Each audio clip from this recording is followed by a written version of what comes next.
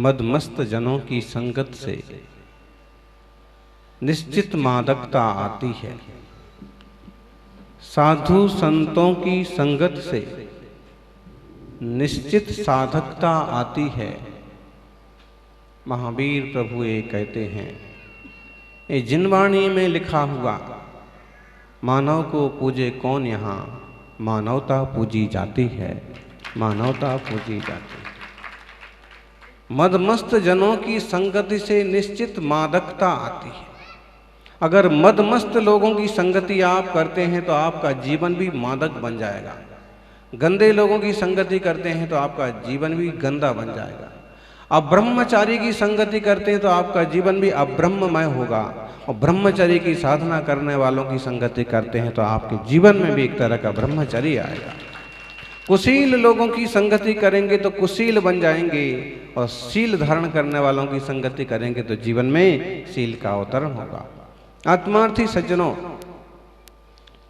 उत्तम क्षमा मार्दव आर्जव भाव है, शौच सत्य संयम तप त्याग उपाव है, आकिंचन्य ब्रह्मचर्य धर्म 10 सार है। सारभूत हैं आकिंचन्य ब्रह्मचर्य, अथवा सारभूत हैं ये 10 धर्म। इन्हें जीवन में जो स्वीकार करता है, धारण करता है, वो भाव के पार जाता है। भगवान महावीर स्वामी के द्वारा दिए गए जीवन के 10 टिप्स हैं, 10 मार्गदर्शन है कि आप प्रतिदिन इस बात पर विचार करें कि हम क्रोध को लाद करके नहीं रखें, मान के टिले पर नहीं चढ़े रहें, मायाचारी और लोभ के प्रपंच में न पड़े, झूठ और असंयम के चक्कर में न उलझें, थोड़ा सा तप और त्याग पर ध्यान दें। कभी ये भी विचार लगे कुछ भी मेरा नहीं, और इस पर भी चिंतन होना चाहिए कि ब्रह्म स्वरूप ही मेरा है और परमाणु मात्र भी मेरे काम आने वाला नहीं है। उत्तम ब्रह्मचर्य वेद विज्ञान पूर्वक, आत्मबोध पूर्वक ब्रह्म स्वरूप की साधना करना, निज ब्रह्म स्वरूप ब्रह्मचर्य, ब्रह्मणि चरणम, आत्मा में आचरण करना, आत्मरुचि करना। बाहर में कोई ब्रह्मा है ये दुनिया जानती है, लेकिन धर्मात्मा जानते हैं कि बाहर के ब्रह्मा तो ब्रह्मा हैं सो हैं, लेकिन वास्तविक ब्रह्म है हमारा आत्मा स्वरूप। आत्मा को ही ब्रह्म कहते हैं, और जो ब्रह्म को जानता है, ब्रह्म में रमता है, वो ब्रह्मचारी है। आजकल इस शब्द का बड़ा मखौल हो गया है, बड़ा मजाक बना दिया लोगों ने, और गलत हरकत करने वाले इस टाइप के लोगों से और नुकसान हुआ है धर्म को, संत समाज को। ये बहुत बड़ी आराधना है, ये बहुत बड़ी साधना है। जिन्होंने खुद को नहीं जाना उन्होंने क्या जाना, और जिन्होंने खुद को नहीं पाया उन्होंने क्या पाया।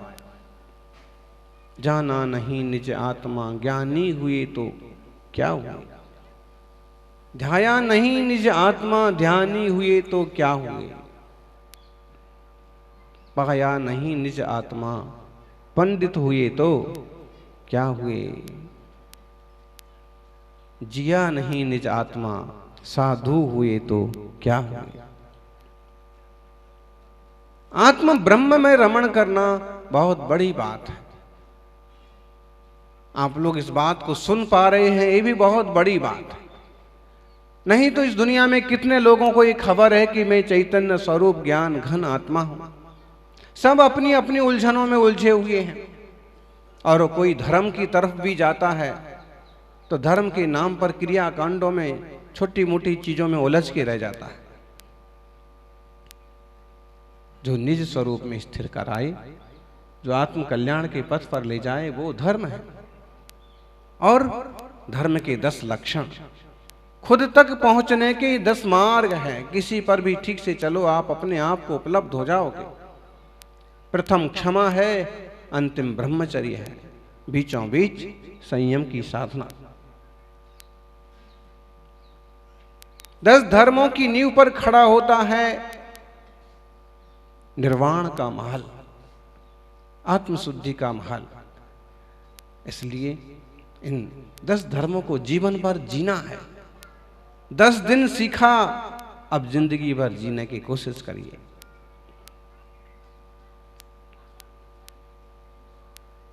शील बाढ़ नो राख, ब्रह्म भाव अंतर लखो।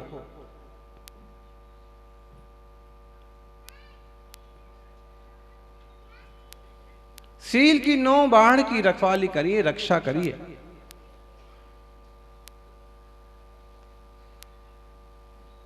शील की कौन सी है 9 बाढ़? शील कहते किसे हैं? शील माने स्वभाव, शील माने शांति, शील मतलब ब्रह्मचर्य, शील मतलब मर्यादा। आप लोक व्यवहार में देखिए ना, जिस व्यक्ति का शील उत्तम है उसकी महिमा भी होती है। और लोक व्यवहार में देखिए, शीलबंद चीज की कीमत ज्यादा होती है। ब्रांडेड शीलबंद हो तो देना हमको। और शीलबंद चीज की मर्यादा, महिमा, कीमत ज्यादा होती है।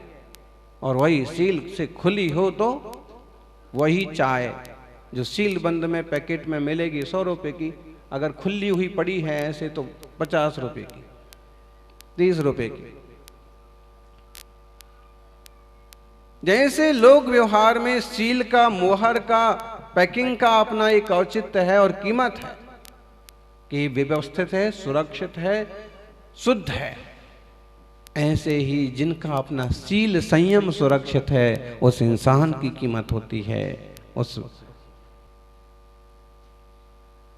बात सही होती ना। पहला जमाना था कि बात बड़े बुजुर्ग किया करते थे, अब बात खुद ही कर लेते।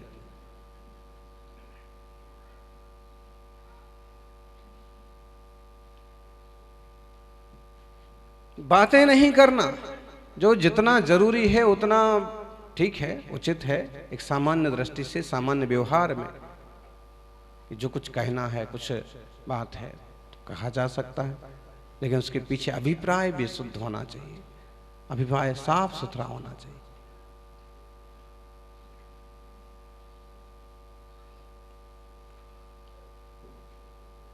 कथा करना, महिलाओं संबंधी कथा करते बैठना, कुशील की कथाएं करते बैठना। और कथा आजकल तो पिक्चर्स आ गई, ढेरों तरह के कार्यक्रम हैं, मोबाइल खोलो जो चाहो सो। इससे भाव भ्रष्ट होते हैं, परिणाम गिरते हैं, शील से व्यक्ति पतित होता है। श्रृंगार करना एकदम, आजकल तो देखो ना 80-85 साल के बूढ़े बुजुर्ग भी ना, वो भी श्रृंगार करने से पीछे नहीं है। डाई भी करेंगे, पाउडर भी लगाएंगे, फेशियल भी करेंगे, जो जो कुछ कर सकते हैं वो सब करेंगे। दांत गिर गए तो नकली दांत भी लगा लेंगे, आंखें खराब हो गई हैं तो लेंस भी लगवा लेंगे, सब चीज। मतलब इससे अपन एक बात पर गौर करो कि एक जमाना था कि सामान्य इतना ज्ञान, इतनी समझ आ जाती थी कि 70-80 के बाद व्यक्ति इतना शांत, विवेकवान, प्रज्ञावान हो जाता था कि वो इस टाइप के झंझट पैदा नहीं करता था कि भाई अब ठीक है जी, जाने की साल आ गए हैं, 2-4 साल का जीवन है, इसको सामान्य ढंग से जियो, इस ज़्यादा तमाशाबाजी करने से कोई मतलब नहीं। और अभी मरते मरते भी आदमी डाई करवा के जाएगा। बताइए क्या मतलब? इसको क्या बोलेंगे आप? कितना अज्ञान, कितनी मूढ़ता, देह के प्रति कितनी आसक्ति। और अगर दादा ऐसा करता है तो पोता क्या करेगा?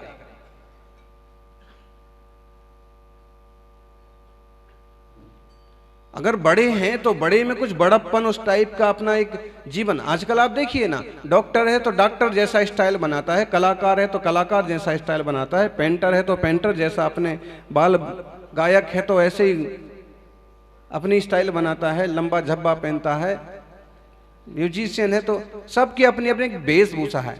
ऐसे ही इस संस्कृति में बड़े बुजुर्गों की एक वेशभूषा रही है, सादा पहनावा और सादा जीवन। जिसमें वो है उसे कोई दादा बाबा कहना पसंद करता है। लेकिन आजकल कोई दादा बाबा कहलाना ही नहीं चाहता। क्या कहलाओ फिर, क्या करोगे? ये जो सोच है ना, इसी सोच से मालूम पड़ रहा है कि आपकी होनहार क्या है। बुरी गति होने वाली है, क्योंकि अभी भी तुम्हारे विचार सीधे नहीं हुए। अगर विचार सीधे हो गए तो आचार भी सीधा हो जाएगा, और आचार सीधा हो जाएगा तो परमार्थ पर बढ़ने से आपको कोई नहीं रोक सकता। आपका हित होगा, कल्याण होगा। तो बातें नहीं करते बैठना, कथाएं नहीं करते बैठना। और आजकल कथाएं क्या हो गया, वो ऑनलाइन चालू किया और चैटिंग और वीडियो कॉल, बस गप्पे चालू हैं। क्या करना है क्या भगवान जाने। ये इतना खतरनाक खेल है ना चैट का। हाँ, कि कई बात बदचलन बाप बेटे बाप बेटियां भी सामने आ जाते। एक आध किस्सा आपने सुना होगा, चैटिंग के लिए बिना नंबर के अपने मन से कोई भी नंबर मिलाया, मालूम पड़ा के सामने बाप ही बैठा है, और बाप भी ऐसा और बेटी भी ऐसी। अब दोनों का शर्म के मारे ये हाल है कि बताइए अब अब बताइए। ऐसे माहौल में शील संयम की सुरक्षा साधना करने वाले जीवों की दर्शन दुर्लभ है, जबकि इसको सबसे बड़ा सत्य कहा गया है।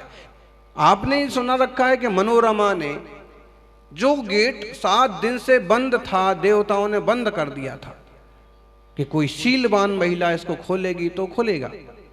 सारे गांव की महिलाएं इकट्ठी हो गई, किसी ने, लेकिन मनोरमा जिसका शील सही था, संयम था, सिर्फ अपने पति को ही पति मानती थी, उसने जाकर के सिर्फ पांव का अंगूठा लगाया और बड़ा सारा मुख्य द्वार खुल गया। ये कथाएं हैं। सीता जी की अग्नि परीक्षा के तो कितने सारे चित्र बने रहते मंदिरों में। बताइए, अग्नि भी पानी बन सकती। शील का प्रभाव, आपकी आत्मशुद्धि का प्रभाव, आपके विचारों की शुद्धि का प्रभाव, आपके ब्रह्मचर्य की शुद्धि का प्रभाव। चूंकि राम उनके पति हैं बस, लेकिन राम ही पति हैं। फिर दुनिया भर में इधर मुंह मारा उधर मुंह मारा, महीने भर हुआ नहीं कि इसको छोड़ा, 2 महीने हुए नहीं कि उसको छोड़ा, 3 महीने हुए नहीं कि इसको छोड़ा। और ऐसे गंदी वाड़ा करने वालों के जीवन का कुछ भी अर्थ नहीं रहता, और उसमें भी कोई बीमारियां लग जाती हैं तो ऐसा गंदा हो जाता है जीवन, और ऐसा होता है मरण।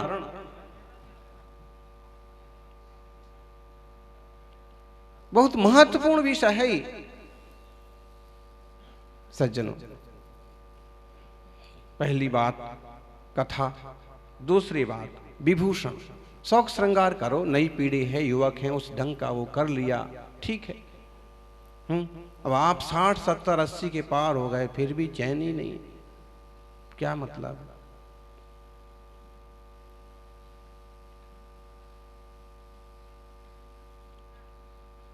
आचार्य महावीर कीर्ति जी महाराज बड़े तपस्वी साधक थे। उनके शिष्य थे आचार्य विमल सागर जी।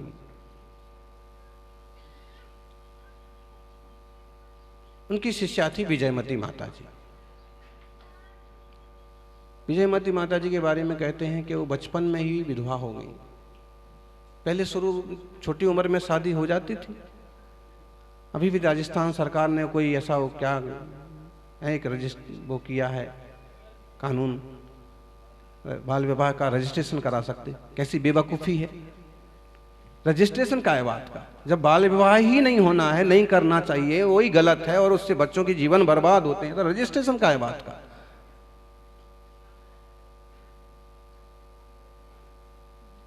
एकदम। लेकिन पता नहीं राजनीति का कीड़ा कैसा होता है, जो भी है वो विषय नहीं है, लेकिन समझने की बात यह है। उनका बाल विवाह जैसे ही हुआ था, 12-13 साल की शादी हो गई, और फिर 6 महीने भी साथ नहीं रहे। और साथ रहना क्या, बच्चों का खेल है वो तो 12-13 साल। ये तो आजकल हो गया कि 8-10 साल का बच्चा भी सारी चीजें जो माँ बाप को नहीं पता हो बच्चे को पता है। क्यों? वो खटकरम हाथ में मोबाइल। लेकिन उस जमाने 15-16 की भी 17 की भी हो गए तो बस मित्र हैं, दोस्त हैं, सखी सहेला हैं, खेल रहे हैं। शादी होने के बाद भी ऐसे ही कुछ जीवन रहा। 6 महीने साल बीता नहीं कि उनके पतिदेव क्या 14-15 साल का छोकरा मर गया। फिर अब माता पिता को तो भयंकर कष्ट होता ही है, बिटिया का क्या होगा, इसका जीवन का क्या होगा। ये आजकल के माता पिता थोड़ी ना है कि पति जिंदा हो और महीने भर में इधर से उठाया, चल बेट जहां जाना उधर चल, ये घर अच्छा नहीं लगता है दूसरे घर चल। तो ये लड़की है कि बेश्या है कि आज इधर कल उधर परसों उधर। राजुल ने कहा था अगर मेरा विवाह निश्चित हो गया नैमी से, नैमी अगर नहीं मिलेंगे तो मैं कभी भी शादी नहीं करूंगा। वो सम्राट थे, उनने कहा दूसरा विवाह हो सकता है, बहुत अच्छे राजकुमार मिल सकते हैं। एक स्त्री की सोच, राजुल आदर्श है, सीता आदर्श है, चंदना आदर्श है। आज इधर कल उधर, इधर मुंह मारा उधर मुंह मारा। अंजना 22 साल तक पति ने ध्यान नहीं दिया, बिल्कुल भी अपमान किया, तो अभी 22 साल भी वहीं डटी रही। बाद में भी जो समस्या आई तो भी डट के मुकाबला किया। आज यह है कि उस बात को लाखों वर्ष बीत गए, लेकिन आज भी अंजना की कीमत की जाती है, आज भी उदाहरण दिया जाता है। वो भी कहती भाग गई होती महीने भर बाद, 2 महीने बाद, साल भर बाद। 22 साल का मतलब क्या हुआ? अगर 18-20 साल में शादी हुई तो 40 वर्ष, अगर 12-15 साल में शादी हुई तो 30-32 वर्ष की वय है, कहीं भी भाग जाओ। और अभी तो औरतों के हाल देख लो कि लोगों के हाल देख लो। गिनती के लोग मिलेंगे जो धर्मनिष्ठ हैं, शीलनिष्ठ हैं, वस्तु तत्व को, व्यवस्था को जानते हैं, आत्मा की संभाल के लिए सावधान। सज्जनों, बहुत श्रृंगार में मत पड़िए। सामान्य सादा जीवन, उच्च विचार, इंद्रिय निरीक्षण, अपने शरीर को झांकते रहना, अपने अंग को संभालते रहना, ये भी सील को घात करने वाली बातें हैं। इस पर कंट्रोल रखेंगे तो सील की बाढ़ बनेगी, सुरक्षा बनेगी। कुड्यंतर का मतलब होता है दीवार वगैरह से छिप करके देखना, झांकना, खिड़की में से देखना, झांकना।